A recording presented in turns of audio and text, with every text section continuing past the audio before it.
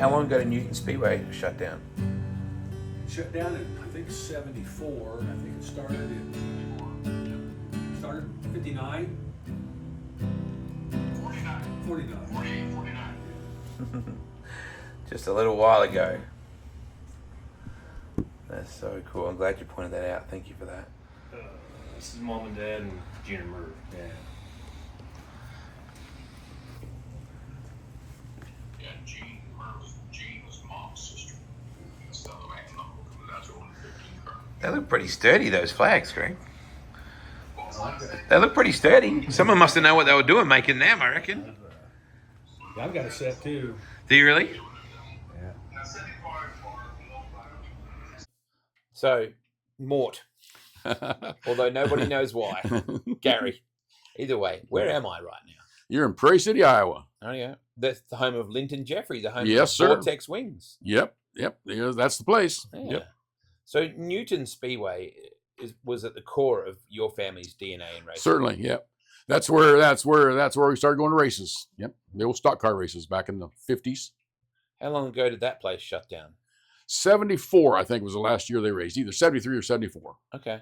And your dad started racing out there, or he had a car out there? Well, he didn't start until a couple years after they had started. And then he had a car. And then they kind of needed a flagman, and somehow or another he got drafted into that flagging job. And that's where it started. I think he started there in 51, 52, something like that. Not many flagmen owned race cars, though. No. Well, he didn't for long, and he probably shouldn't have had that one, but he did.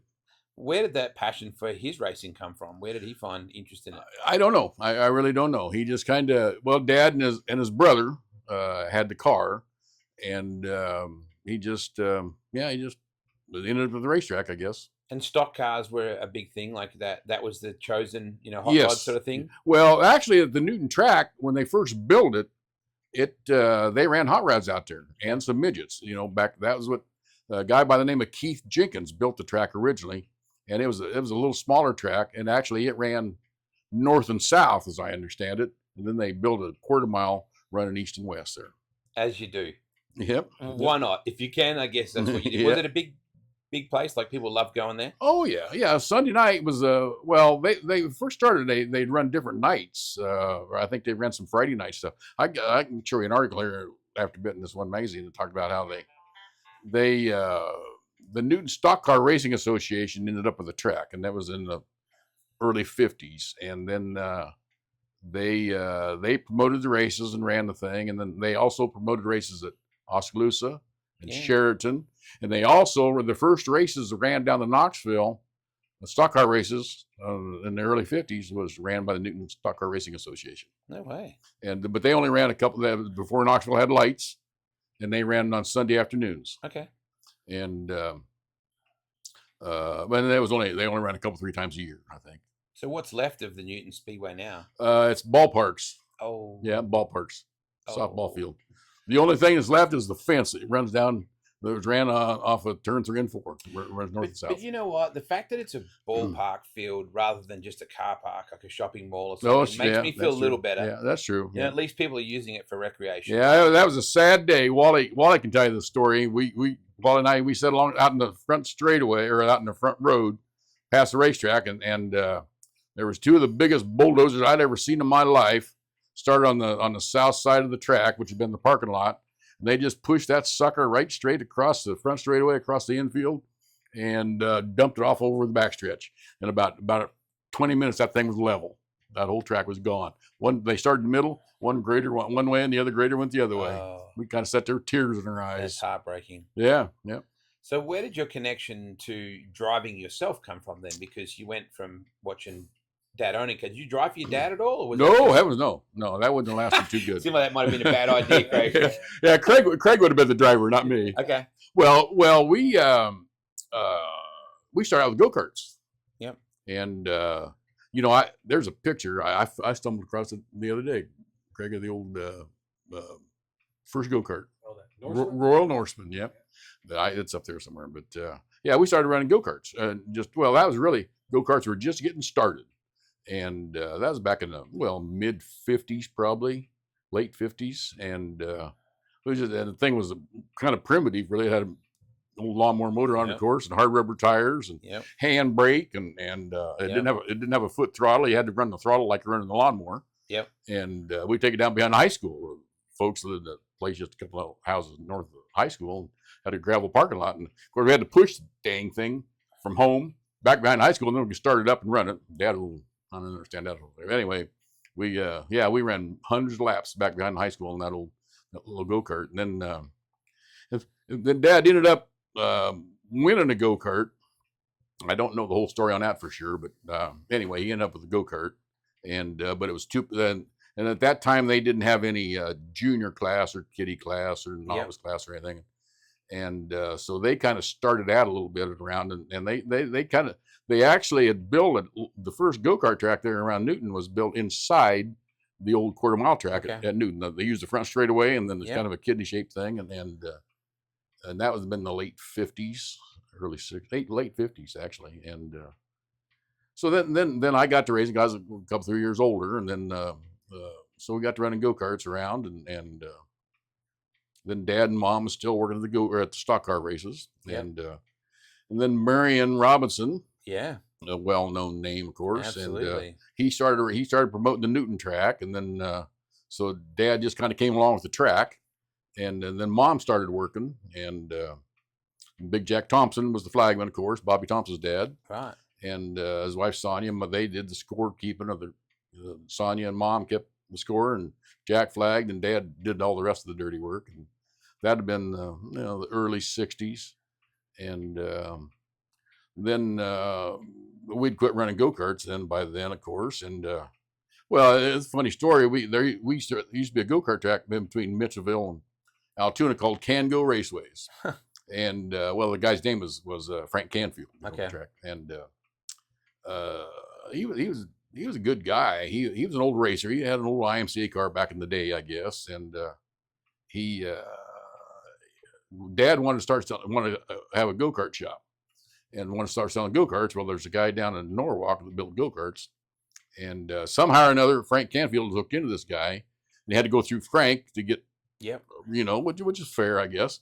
And so anyway, Frank was wanting to start a go-kart track, and Dad wanted to sell go-karts. So Frank made the deal with Dad that he could sell the go-karts if he helped him with the racetrack. Yep. So Dad lost that argument, kinda. Well, then, so Mom and Dad did the go-kart track. We ran on Saturday afternoons, and then they got lights. We ran Saturday afternoons and Saturday nights. And when the races got over to go-kart, Knoxville had a history of running late. So we would go down to Knoxville to watch the tail end of the races, the super modified races, after the go-kart races. Because you're only about 20 minutes from here. Yeah, well, yeah, from here it is, yeah. Yeah, well, yeah, it's about half hour away, I suppose. Yeah. Time's all said and done, but... so you race stock cars, sprint cars? I started running sprint cars, or stock cars in 1967, I think, and out to Newton, of course. And yeah, we was kind of sitting around one night. I had a buddy that ran at that time they ran two classes of cars, a claimer class, they call it, which is street stock for today's terms, and then sportsman or a late model car, bigger motor and tires and stuff. Had a buddy that had a sportsman car, and we're sitting around up there at the welding shop one night, betting the breeze, and he said, Bob says, well, we ought to build more to leaner. We all kind of leaner because they leaned into the corners. Yeah.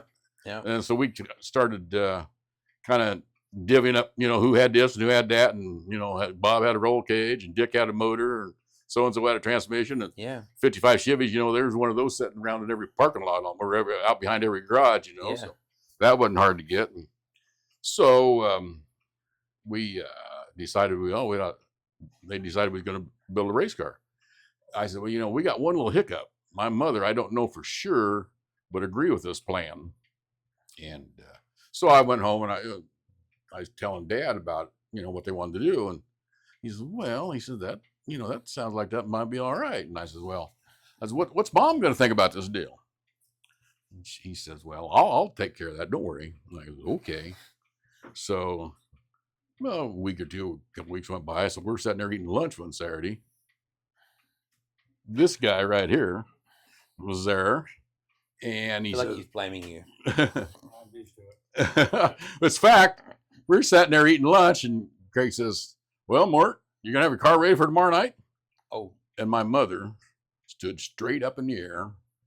"I knew you guys was up to something. You're not running no goddamn race car." Just every word she had, she stomped her foot. I goes, "Ooh," and I kind of looked over at Dad and I said, "You were supposed to take care of this." Mom, she finally spun around and she went back to the sewing room. That was her kind of her area to hang out. And I said, you got to put this fire out. I'm going to work. I'll see you.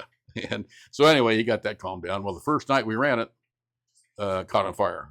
Just pulled in front way. Never ran a race. Never turned a lap. It's caught on fire. That was a good way to start my racing career. Of course, Mom's standing right there and saw it all. Anyway, it worked out okay. Then the next week we won the race and won the feature and won the heat race. First night out. So it was okay. But then we started running.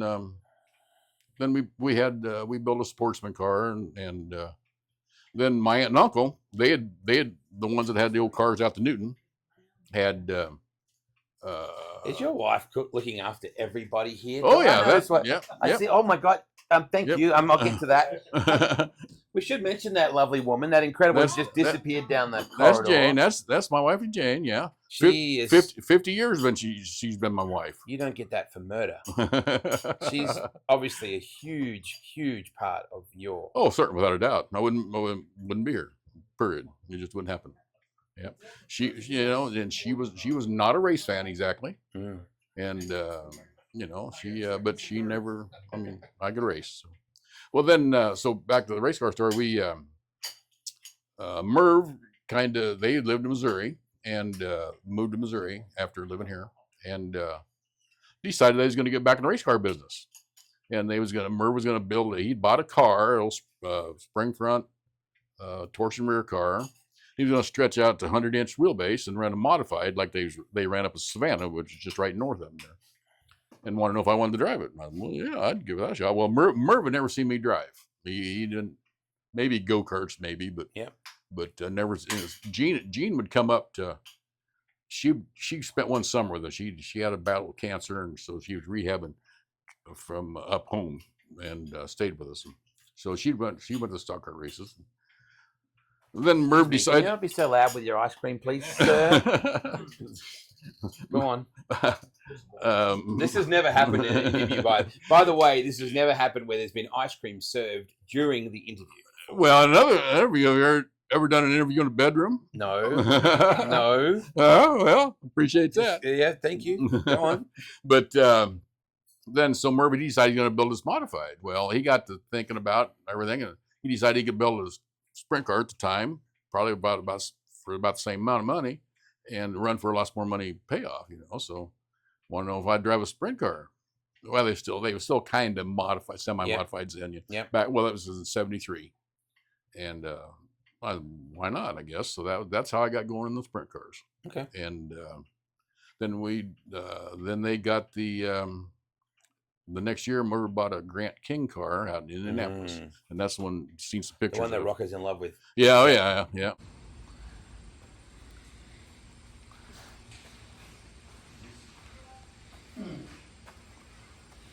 I don't have a picture of my dad's car gold, but it was the 5. It's the same car as this one. This is Savannah. But I had Dad paint the car gold. Look at this. Because he was always black. Wow. Because of this car. That's a Chrysler Gold. And he had black. And that's pretty cool too. I'm just saying. But when I saw that car at Savannah, and I was 10, 11 years old, it was the first time I'd seen a sprint car at Savannah. Gosh, that's And pretty. I heard, because they were all 6 inches, right? And I thought it was the most spectacular thing I ever saw in my life. And heard. That is beautiful. Yeah.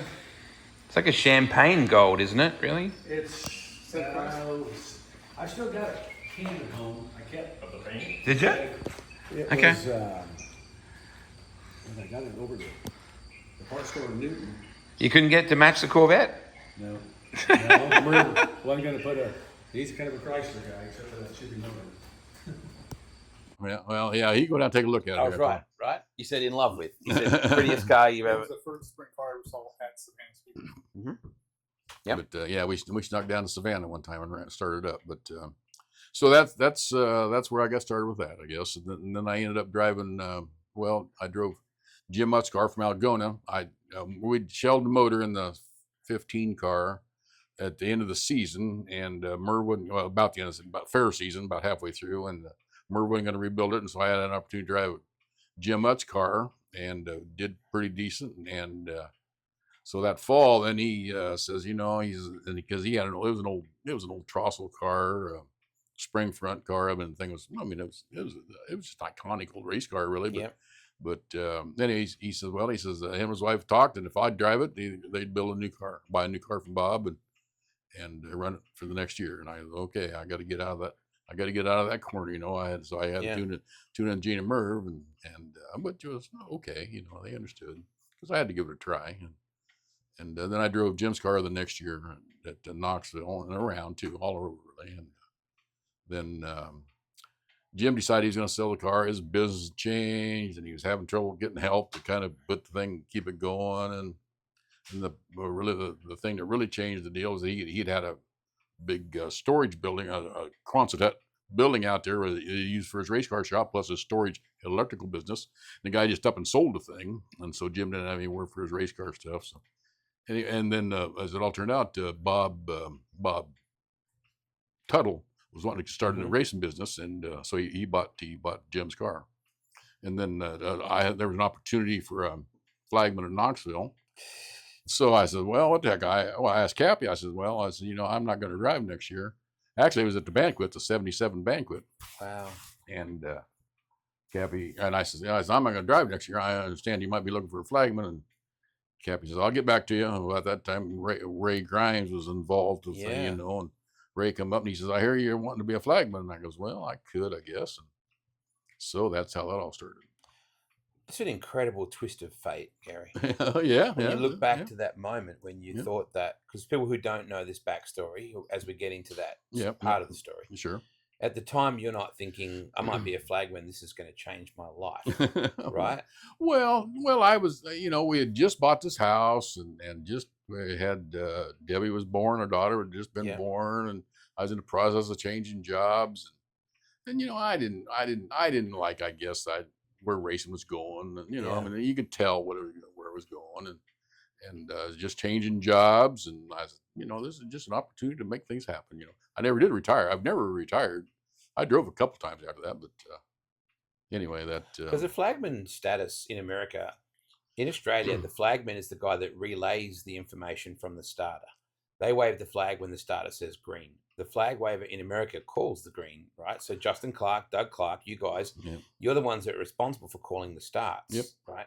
So it's a much more status thing in this country, and it's paid, right? You actually get paid. Yeah, I guess so. Yeah. Right. So it's very much you know, you were paying to race, or then all of a sudden you're paid to race, effectively. Well, flagging has changed too. Well, when I was flagging, and back in those days, the flagman called the shots. Yeah. He didn't have anybody standing up over the radio telling you, you know, wave that, you know, throw That's the the way old it flag. still is in Australia. Yeah. Yeah, and that's, you know, Lot of right or pressure. wrong. That's the only way I'd have done it. A lot of pressure. So you ended up flagging at Knoxville with who? Yep. Who? Because there's always two, right? Yeah, well, Steve Coons. Okay. Steve had he had flagged the races out the go-kart track there. Okay. And you know, it showed some interest, and Ray Jack Miller kind of put that deal together. I guess I don't know how. Yeah, cool. Anyway, well, because I don't remember. I knew before the first night he was going to be the assistant flagman, and then yes, so Steve flagged. He was assistant. So what was the flag stand like back then? Well, it hung over the track. Yeah. You know, that got changed, you know, one night later. But well, hell, it had been that way for 30 years, you know, and never thought. Well, I could. Well, it was all part of that series of accidents that summer, the next summer, when well, they had the big accidents, you know, 2 weeks before when I got hurt. But I remember Eddie Levitt, he got tangled up in that thing, and he was up in the air and right there on the front radio. And then I was talking to him afterward. He said, I was worried about you, and I said, that's no big deal. And, you know, hell, that ain't no, he missed me by a long ways.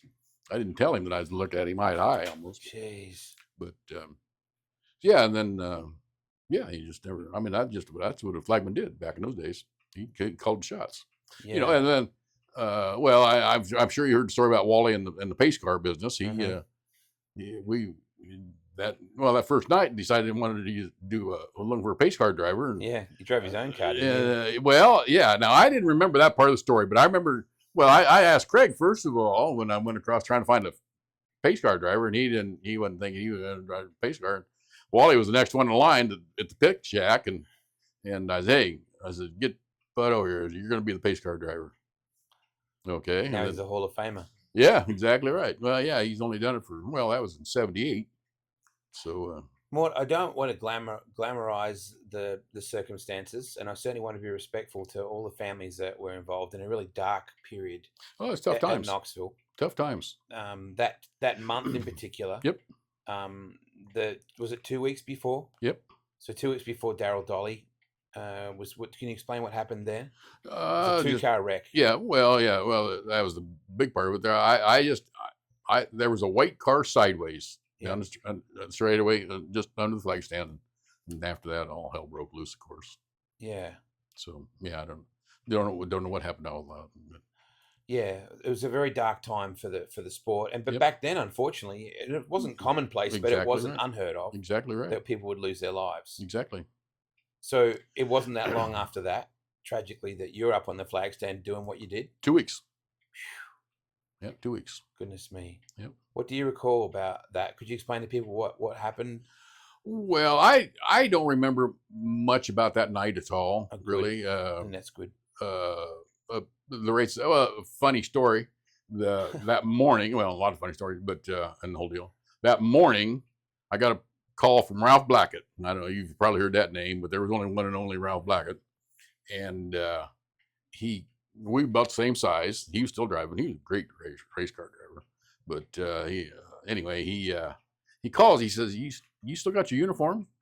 I goes, "Yeah." And he says, "Can I borrow it?" I goes, "Yeah." And what's the deal? And he says, "Well, my girlfriend went to wash my uniform and it didn't come back, and she didn't either." Oh, wow. And I goes, "Okay, Ralph, I don't know if I need to borrow any of that story." But just another little quick story about Ralphie. He always had a classic story that he told. He said, "I've been married 3 times to 3 different women, never had an anniversary." Wow. And then he kind of, there was a pause, and he said, "That may not be a record, but that's a hell of an average." But that's Ralphie, it's just Ralphie. Anyway, so I remember that he drove, and I remember before the races, I saw him, and at the time he was driving Max Rogers' car. And I told Max, they were all standing there. I said, "Well, Max, I always wanted to drive your car. I guess I am now, kind of," because Ralphie was standing there and had my uniform on. Well, yeah. And then I remember Shane Carson. He had just started driving Bob's car that year. Mm-hmm.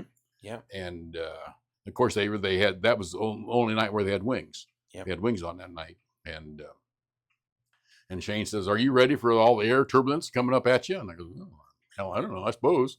And but there was a difference there, But that's all I remember about that night. I just don't So remember a car struck the flag stand. Well, it hit the fence. Yep. And coming out of 4, and then got to rolling, and then got up in the flag stand, I guess. And you and Steve were both injured in that. Yes. In that incident. Yeah. Steve, I think he broke a hip and a spleen taken out or something, and then I landed up. Steve fell straight down, I guess, and I landed on the track. Wow. And unfortunately, the driver, through a series of events, passed away. Yeah, passed away. Yeah. Mm-hmm. So that was just unimaginable for track officials, for spectators, for Well, drivers, for crew. Another part of that story was, of course, there was no, there were no red lights, and I guess something was happening. Of course, the fellow that had the accident was quite a ways behind. Yeah. And there was activity. Something happened over on turn 2. Whether it was somebody kind of was sideways and was going down through the infield. So I'm assuming that I was watching that, I suppose. So you're distracted from that. Yeah. Then the thing happened, I guess. And of course, there no light. The cars racing had no idea what had happened. Yeah. They come peeling around number 4 corner, and Earl Wagner. Of course, Earl Wagner, was not very speedy, and he was walking usually. Yeah. But he evidently was on the dead run, grabbed the red flag, and was waving the red flag on the front straightaway when the car was coming down straightaway. So what injuries did you sustain in that, Mort? Broke back was about the biggest thing, of course, but broke arms and ribs and concussions and stuff. Just a horrific situation. Well, How many yeah. years ago was that, mate? Well, 79, so that would have been, what, 46 years ago. 46 years, Goodness me. yeah. That had a profound effect on your family. Well, interestingly enough, Jane wasn't there. Mm. He was, well, good and bad, I guess. Yeah. Her and Debbie, of course, she was pregnant with Brad, Yep.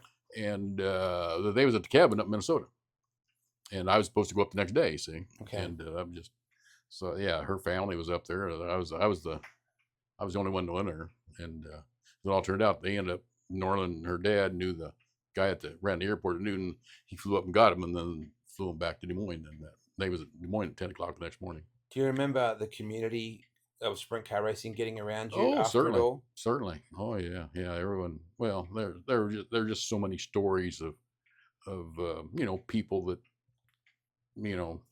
came around and did stuff. Not a quick story. I got of course I got lots of cards. But Yeah. I'd get a card from a lady quite often when I was in the hospital. See, I ended up at Mercy to begin with. That's where they did all the operations and stuff. I was there for like 8 weeks or something like that. Yeah. And then I went to Yonkers Rehab for the rehabilitation thing. And but I get a card from this lady, and I didn't know him. I didn't know this lady at all. And but she wrote nice things, Mhm. and then I think Ray and Naomi Grimes was up there. We was talking, and I said, "Son, but do you know these people?" And he says, "Well," he says, "I don't know them, but I know they had sent Ray when he had his health Mhm. issues. They were race fans, but kinda, but they were just they just did things like Yeah. this." And the lady's name is Dorothy Croft. They lived up in Madrid, Iowa. Phil and Dorothy Croft. And I got several notes from them, and then I got down to Yonkers, and every day that I was in Yonkers, I was there for 7 months. Every day, I got a card from Dorothy Croft. Really? Every day. If I didn't get one day, I got two the next. That showed Goodness me. the efficiency of the Postal service. postal service, but or the hospital. But every day, a nice little card. And I got book. She sent books, and then she would send Jane different stuff, and she sent my folks stuff, and just a Goodness, what sweetheart an lady. angel. I never met her in my life. Well, a couple of years later, they had a daughter, and she graduated from. Well, I think they went to.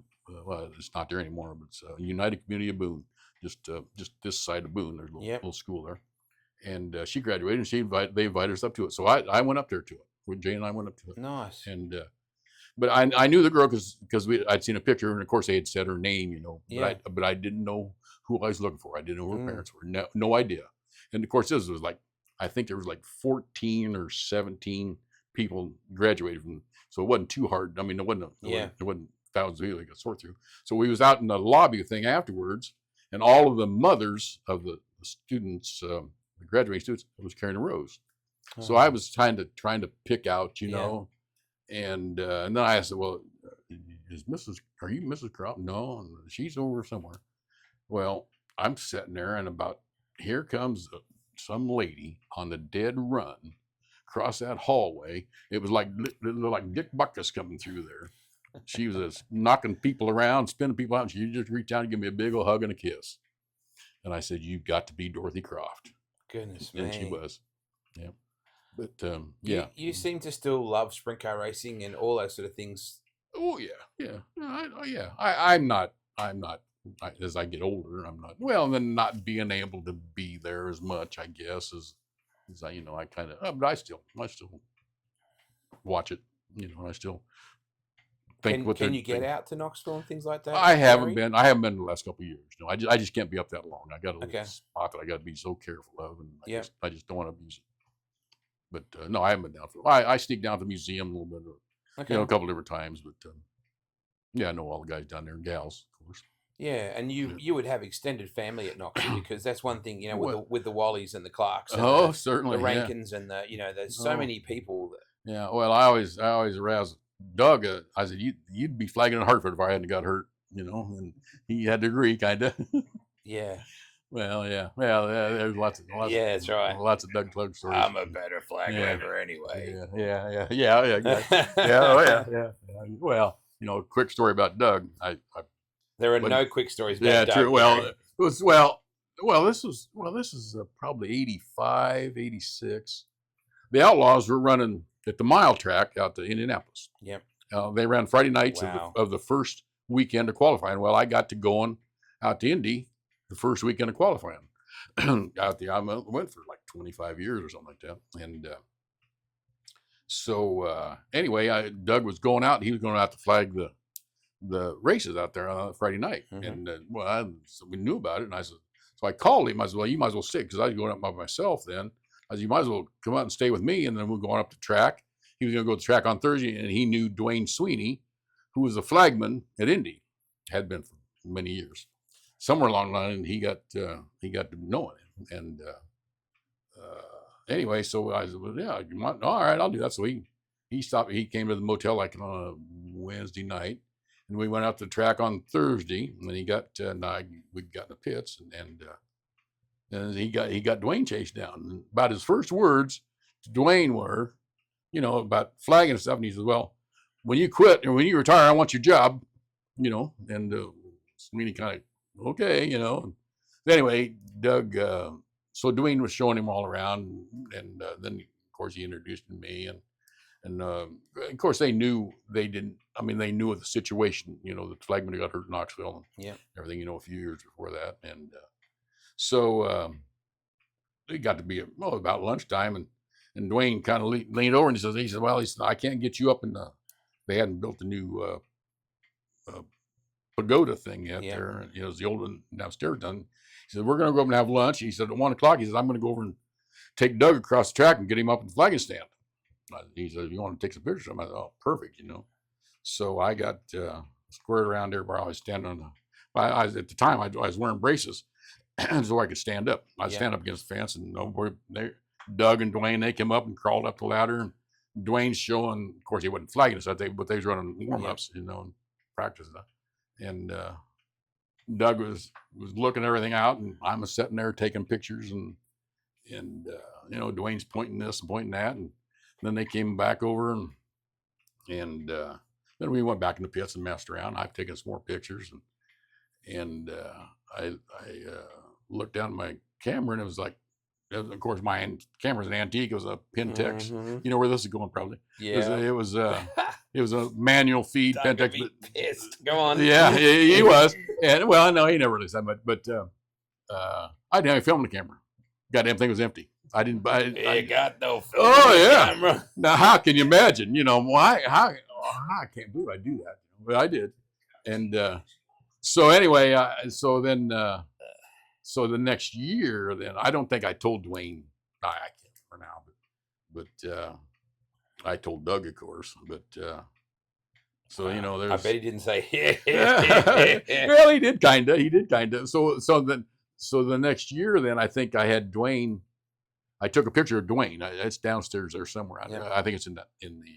Dwayne was with me. I said we're gonna take a picture, and I'll send it over to you and have you autograph it, and I'll give it to Doug. Just out of fun, Yeah. And that's not a good deal. And so we did, and I got the thing, and he gave me his home address. He lived in Wisconsin, and he gave me his address. And so I took the pictures, got them developed. I had a couple, 3 of them blowed up and sent them to him, and I never got him back. I thought, well, geez, I wonder what the deal was. And I finally called him. I had his other Doug. I got his number somewhere along the line, and he said, I said, I had a heart attack. He said, I had a heart attack the week after you guys were there. And I said, well, hell, I saw you on the flagging stand. He said, what you didn't see was the 2 nurses and doctor standing on the back of the flagging stand. And I said, Dwayne, that don't make good sense. And he just laughed, of course. And so, that's why he says, I'm not writing too good yet. He says, I'll do it when when I can write better. I So said, okay. basically, more your bad luck. Yeah, exactly right. Exactly right. Good call. Yeah. So But, nearly 50 years ago, your life changed dramatically. Yep. When you were paralyzed in a race incident. Yep. That was tragically a fatality as well. Yep. It would be easy to walk away from the sport and go, well, I don't even want to look at another race car or a checkered flag. And yet you still seem to have that passion for this community and this life. well, people ask about you know, how do you, you know, I know, hell, you look around, you know, I got a great family, great friends, great everything, you know. Well, one little thing that I had that most people don't have in this situation, I knew the day I got out of the hospital, I could go back to work. Okay. You know, and that's a situation that 99.9% of people don't have in this whole situation. You know, I you know, I can remember like it was 5 minutes ago, Wayne Bagnall, my boss, he was up there at Mercy at the hospital. You stand out the end of the bed there, and he says, when you get out of the hospital, you got a job. And so, wow, you know, so I got, well, there's way too much to give up than there is to, you know, you can't lose. You just can't lose. So that's yeah. Well, there again, I you know, I had a good time. Shout out to Mrs. Croft. Oh, exactly right. Well, I'll tell you another guy that. And shout out to that woman in the kitchen that just brought everyone Yeah, else oh ice yeah, cream because. yeah, exactly wow. right. Yeah, exactly right. Yeah. Well, another one was when I just got moved over to Yonkers, of the rehab place, and well, at that time there was four people in the 4 beds in there, and this guy came in a wheelchair, and he got up into the bed, and they kind of had the curtains around it. And now that next morning, he flew that curtain open and out, landed in the wheelchair, and he was in for a checkup. Yeah, and he had gotten hurt a few years before that, and then he was back in the room, and we got to talking, and I said, well, you know what's going on? And he was telling me about how he got hurt, and he changed oil on his car, and he was going hunting, and as it all turned out, he was friends of Arnie Sohn. He worked with Arnie, and as it all turned out, and so I kind of kept track of him a little bit over the years. He worked with a guy here in town at the DNR in Des Moines, and but you know, he was telling me how he's changing oil in his car, and he was doing this and he was doing that, and he'd fly in and out wheelchair out of that bed, and hell, at that time they was taking 4 people to get me, my fat butt up and sit in the wheelchair, you know, before I get down the hallway. Geez, how does that guy do that? You know, but you know, it just I always wondered about, you know, if the person sitting in that bed inside of me would have been moaning and groaning and bitching and carrying on about being hurt, you know, not doing anything in life. Well, if I'd have changed my outlook any, but I don't know. But anyway, that guy, that was a real inspiration for me to see that life goes on. Are you a lucky man? Oh, without a doubt. Yeah, I was dead when I hit the track. You know, so thanks to the pit crew or the safety gals. You know, so. Chuck, this bloke over here told me it would be good to meet you, and I'm very glad that he did, that he arranged it, because I really appreciate meeting you, mate. Well, it's an honor being here with you, buddy. I'm assuming I'm not the only man in your bedroom, but that's okay. That's good to meet you. Yeah, that's mate. a little brother. Yeah. Well, you know, and then you saw the deals downstairs. I think you know, Craig's in the Hall of Fame. Yeah, I was in the Hall of Fame. Mom and Dad both in the Hall of Fame. So yeah, that's the only complete family. It's the Knoxville Hall of Fame. There's brothers and there's sisters. And there's, you know, moms and dads and stuff, but that's the only complete family in Knoxville Hall of Fame. That woman in the kitchen is in the Hall of Fame. Yeah. She don't need a plaque. I'll tell you that. She don't need. Well, yeah, exactly. Yeah, she goes through stuff that no lady should have to go through. I promise you, I've got film in this phone. Okay, just so you know. Okay. Yeah. I think I do.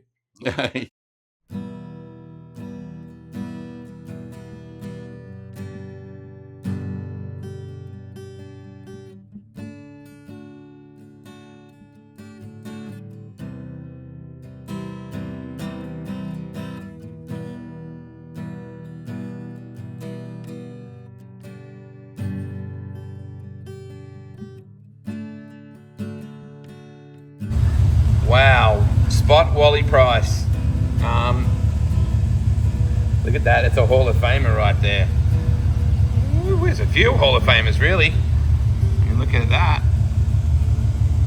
So good. I was just going to say, there's a few in there, Mort, isn't there? A few Hall of Famers there. Spin that around the other way for me, mate. A few Hall of Famers in there. You know, Wally leads every lap, but he never finishes, though.